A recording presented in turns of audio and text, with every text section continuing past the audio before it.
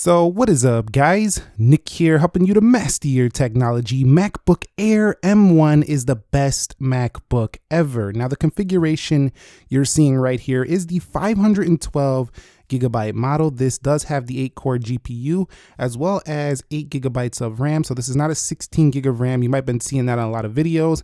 I wanted to get the one I think most people are going to buy, which is the 8GB. The 16GB will be more for professionals and people can actually use that power. So this one right here ran me around $12.49. With tax, it was a little bit over $13, but for me, it was worth every single penny. I think most people are going to be fine with the $999 model. You might even got it for like $899 on Black Friday or Cyber Monday deals. So if you snagged it at that price, that's an amazing value as well. But I want to talk about why I think this MacBook Air right here, and by the way, just to confirm, this is the M1 chip, just to make sure you believe me here. You could see M1 right there, 8GB of RAM. So that's definitely the M1. But I want to talk about why this MacBook Air is, to me, the best MacBook ever made. Look at this thing, super thin. I can remember back when Steve Jobs pulled this thing out of that manila envelope. It was just really stunning, and it's still stunning to this day. I went with the classic silver color because I think it gives it more of a classic MacBook feel. And I think when space gray gets older, it starts to show. If you scratch it up and stuff, it does come off and you can see the paint. This is the actual color of aluminum, so very nice overall. And this is the lightest of the newer M1s that you can get. This is also a fanless design, so you're not going to hear any fans running like jet engines on this one. So very nice and portable here for this MacBook Air. It's just absolutely stunning still. Okay, so the first reason that this is the best MacBook ever is the M1 CPU. Now the same could be said for the MacBook Pro. The Mac Mini also has that, but this one right here, having the most portable of the MacBooks and still having that beast chip, it's not like you have to go to the Pro to get this anymore. It just makes it, to me, one of the best here. The MacBook Air right here that you see with the M1 also does feature that Magic Keyboard that has been improved over the butterfly mechanism. I actually used to have, this is the MacBook Air. It just has some great feedback on the keys. I actually got rid of my silver MacBook Air I had a while ago because it had the butterfly keys. I just didn't like them, so I sold that computer off, and this one is so much better. It also has the Force Touch trackpad, but because this M1 is now on the ARM architecture, this computer also has 8-core GPU. It's got like 4 efficiency cores, 4 performance cores, a 16-core neural engine, blah, blah, blah, the tech specs. What does this mean? It means in the real world, this thing runs more like an iPad Pro, more like an iPhone, and you definitely notice that. You actually have to get your hands on one of these to believe it. And all that efficiency also leads to better battery life. This thing's been on 100 for the past like 20 minutes. It just drains super slow. Now, I have iMovie open here, and I want to just show you how fast this is. When you're scrubbing through the timeline, you will not get this to lag. Now, this is a 16-minute 4K video. It's the iPhone mini review. I actually published this yesterday, but I'm going to show you here what happens when you're in the editing process. So here we go. If we do some blade key, some commands, you'll just see everything. We'll delete this clip. Let's get this out of here. You can see nothing, no problem. We'll go Command A. We'll go over here. We'll add some, how about some color to this? Let's go ahead and add a filter. This is not an actual video. This is just for demonstration purposes. But you can see when doing different actions, we just have no lag at all. And it's not like other MacBooks lagged, but this thing just seems like it's doing everything so much faster.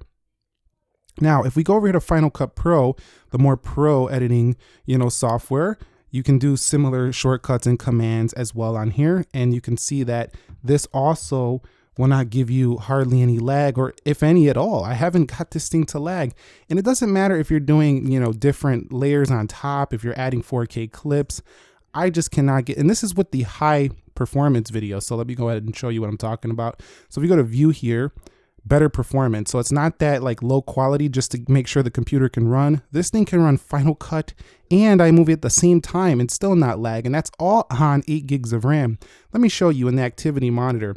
7.45 gigs used, so almost all of it, but we're still not getting any major delays on the computer. By the way, I also have Safari open here, and I got about 8 tabs open. You can open way more than this.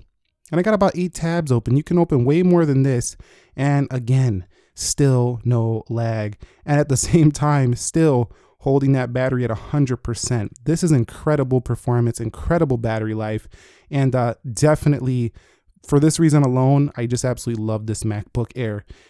Portable power. This thing feels like a $3,000 machine in performance now. The second reason is that this MacBook Air is retaining some of the best battery life you're gonna find in this segment, in this price point.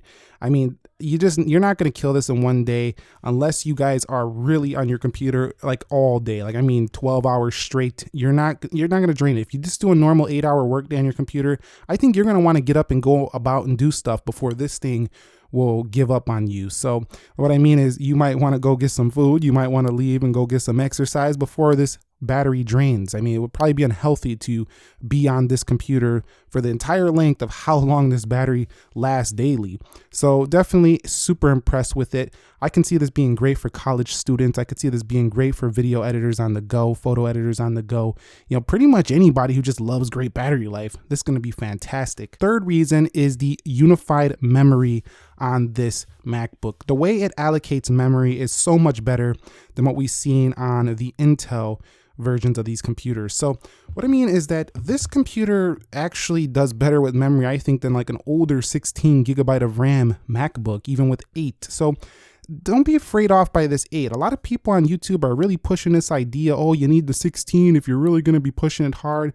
No, you don't. Unless you're like doing the most professional stuff out there, you're using the most high intensive files, you know, that you can possibly throw at the thing. No, you don't.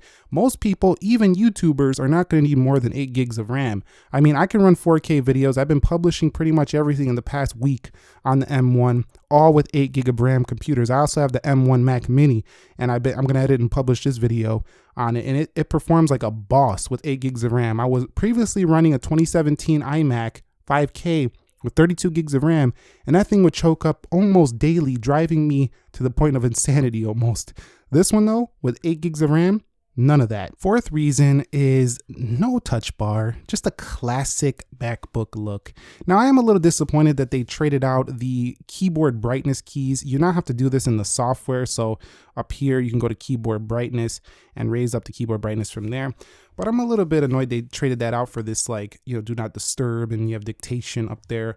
Other than that, it does have a classic MacBook Air feel infused with the newer Big Sur software. This is just an excellent value. And I think, you know, yeah, it doesn't have edge-to-edge bezels, but it's not always about having edge-to-edge bezels. It's the way the hardware and software work together. This thing is a joy. And when Apple does eventually stretch the bezels, it's going to be even better. And my fifth reason is the ability to run iOS apps. So as you can see right here, a lot of these apps are iOS apps. For example, my car care, where I manage my car right here. You can see Blinkist right here.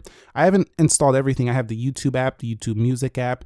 These are applications from iOS, and most of the time they run very well. They open pretty quickly as well. They don't fill the whole screen always, but you can see right here, definitely nice to have, you know, YouTube Music application. You could do Netflix, you can do other iOS apps. So this really opens up the amount of usability you can have, especially if you like using a lot of your iPhone apps and you don't want to keep switching between screens. It's going to be really nice and really opens up a lot. And yes, a lot of the older Intel programs will be running on Rosetta, and not everything is going to work properly. So make sure you do your research to make sure that the programs you're running will run right now on the M1 Mac, or else you might want to wait a little bit. But I think most things, what most people are going to be using, is already working. And I talked about it a bit earlier, but the sixth reason I really love this computer is, again, fanless. This computer makes no noise and never gets hot, and it performs like a computer that needs fans. That's what makes this so amazing in the MacBook Air M1. I've only had this since the day before Thanksgiving. That's when I picked this up. So I've only had this less than a week, but this computer is mind-blowing. The performance, no heat, it's pretty mind-blowing, to be honest. Some other great things about this MacBook Air M1 is that it just retains some classic things you might like it's super light. I think Big Sur has made this computer also look prettier. The software is just prettier here on the MacBook Air M1. So if I go ahead and open it up, you'll see just beautiful wallpaper right there. All the applications kind of look like what they look like on an iPhone. You still have Touch ID right here, which is very useful these days. This computer also has a headphone jack. I feel like Apple one day is going to get rid of the headphone jack on the MacBook, but it still does have the headphone jack. This can support a 6K monitor right here. The thing also has 2 Thunderbolts over here. You have USB-C charging as well. I mean, really, what else could you want from a laptop? To me, this is the perfect laptop for most people. It's not too large. It's not too small. It's got a great keyboard, great battery life, great performance. I mean, what else do you want from a laptop? I mean, the only reason I could see somebody not buying this laptop is, number one, they don't need a laptop, but I'm talking about people actually in the market and need a laptop. If you're looking for one and you're looking for a 13-incher, I think this is the best you can get. You also might not want it if you just don't like Mac OS, and that's totally understandable. If you don't like Mac OS, then this probably isn't for you. And let me show you something. Throughout this whole review, still on 100%. I mean, it's incredible. I'm coming across a little bit overly hyped about this. And yes, it's because I'm a big fan of the MacBook Air.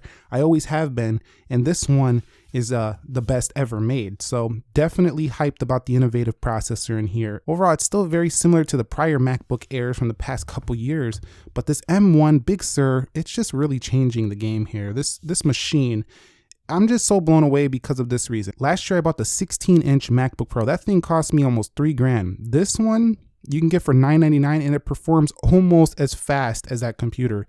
Pretty much in some areas, it even performs faster, and the battery's so much better, and it's fanless. So who's this for? This is for anybody who's going to be a heavy laptop user, wants lightweight, photo editors, students, people who work in medical. I mean, basically anything, videographer. This thing is an everyone computer, in my opinion. And I only believe that the most professional of professionals, people that are working with 8K files, I'm talking about raw files, I'm talking about some of the most intense stuff you can throw at a computer, are the only people that might be able to choke this up. And even some of them are going to be surprised that they're not able to. So yeah, that's it. The MacBook Air M1. We're done here. This is the most amazing MacBook ever as of now, as of the recording of this video. If you haven't got one, you're in the market for a 13-incher, pick one up.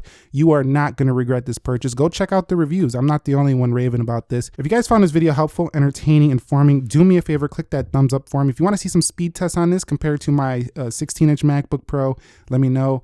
I can do more on this if you like these MacBook videos. And that's it for me. I'll catch you all in the next episode. Thank you guys very much for watching. Nick here.